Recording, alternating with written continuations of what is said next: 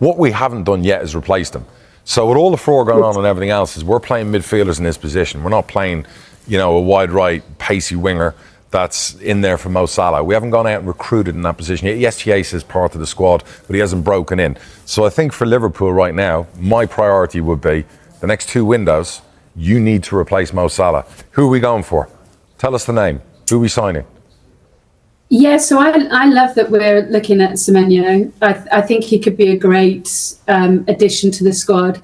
I also think that getting Kerkez and Frimpong is definitely a new move for Liverpool. We just haven't been able to do it yet with injuries, with people dropping off, etc. Once we've got Frimpong in that position and doing the overlaps that Gomez started to do, but then got injured, and that's been a real issue with Gomez in particular.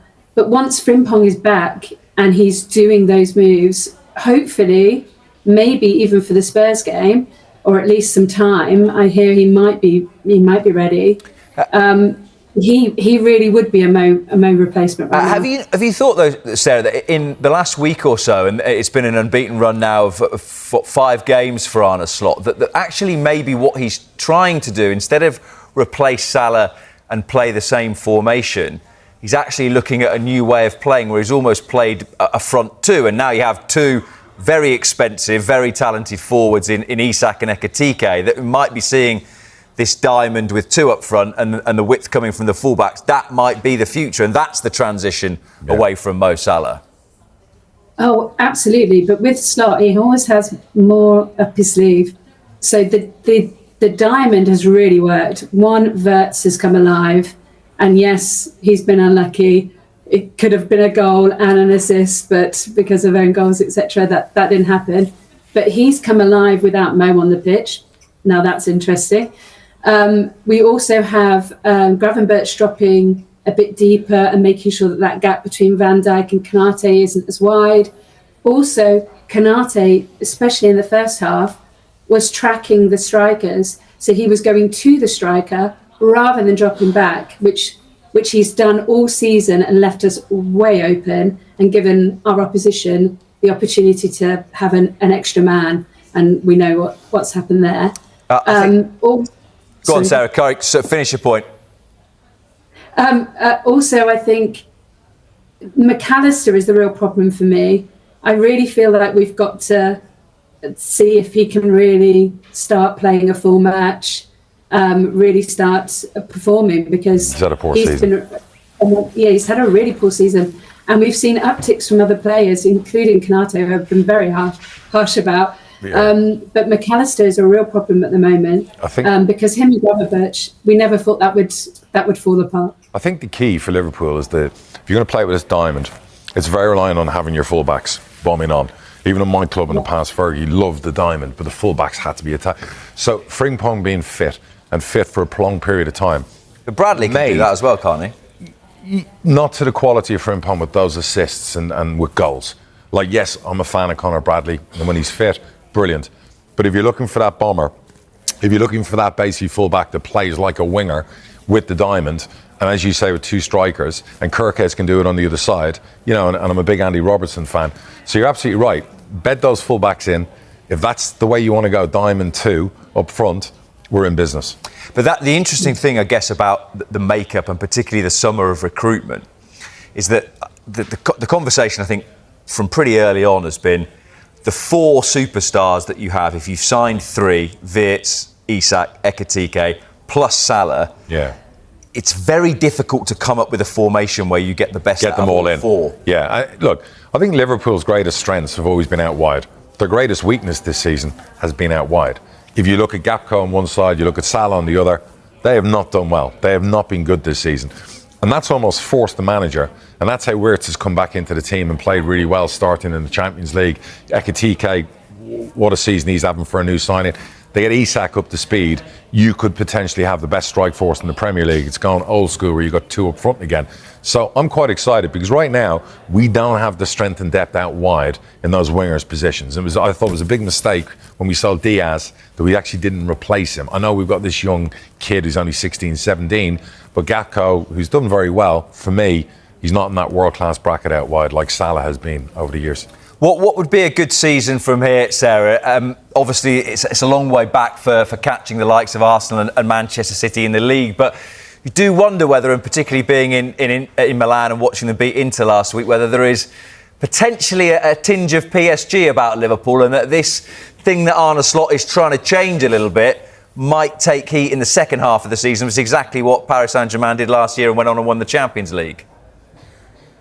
Yeah, well, we all know Slot loves PSG and loves the way they play. So, absolutely, I think in the Champions League, we've definitely been able to weather the storms of kind of how the team has been performing.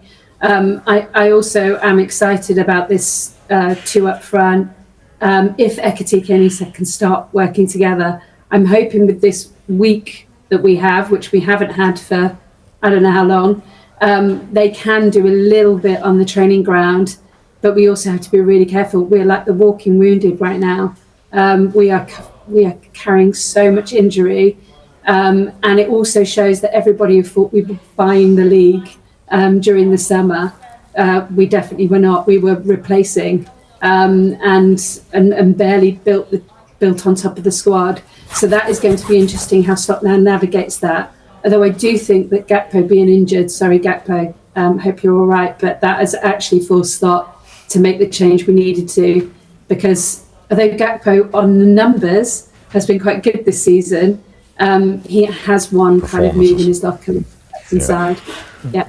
The point that Sarah made there about buying the league, I mean, you would have had this at times when you've invested quite heavily in the squad, but they didn't buy the league. If you look at the net spend, they still weren't the biggest spenders. I mean, people forget Liverpool, I think 8-9 players moved on. And whilst they might have spent 500 million, I think they brought in 350, 400 million. So a net spend of 100 million across two windows for a club the size of Liverpool is nothing.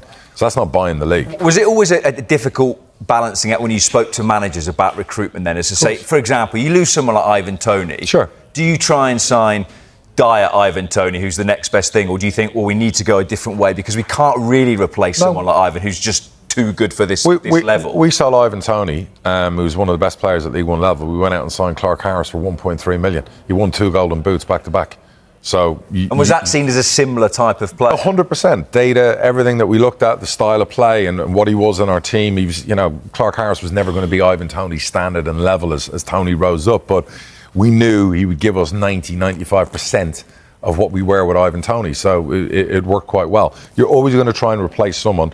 And Liverpool have gone out and bought Ekitike as a younger player. Isak's more established. Wirtz is a younger player.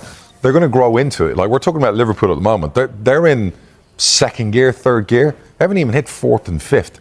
Those young players in a year, 18 months' time, Liverpool will dominate again and will win back-to-back titles because those players will be better and better, and they have a great manager. You have to move past legends and icons. They're not around forever. I've been a Liverpool fan long enough to know all the players I loved, long gone. That was going to be my point. The difficult thing in a way about this is you're trying to transition from a legend whilst he's still there. Correct. Whereas Steven Gerrard might go, but he's not around, whereas...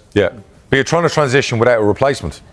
That's the mistake. Maybe you don't want a replacement. You want to be different, and I think that's what it is. But now, if you're trying to be different, he's not playing. Right. And the upshot of that is last weekend where he comes out and says, "I'd quite like to be playing." Actually, of course, and it also doesn't help when you're losing. If Liverpool had been winning the last 4 games and he was sat on the bench, the noise becomes very quiet because no one's listening to Mo Salah. Liverpool are top of the league, and Mo Salah squealing in the corner about not being in the team. Everyone's going, and. The reality is... Sorry, carry on. We did stop losing. So Mo took his chance, right, to speak when he did. That was absolutely calculated by him. Correct. However, we'd stopped losing. And that's what worried him the most, I think. Because, yes, okay, if we'd won, then it would have been even worse. He would have probably kicked his toys out probably a lot earlier. But the fact that we'd stopped losing and started working as a unit, it's very hard when you've got a player of his magnitude, especially when you're a young player coming in, to think, I've got to pass to Mo. I must pass to Mo. I must pass to Mo. And that's what happened at the start of the season. And Mo kept fumbling the ball. He just wasn't on it, right? For many reasons that we can all try to think of. But the thing is, the big problem with Mo is that he hasn't been the bigger player and the bigger senior player and thought, I'm going to help Wirtz. Doesn't mean you need it. I'm going to help Wirtz start to really make an impact in this team. Instead, he felt threatened and stopped passing to him, right? We know the awful Champions League goal that would have been if he'd passed to Wirtz against Frankfurt. That was unforgivable for me. And how do you feel as Wirtz coming into a massive club like this, needing that to get off of,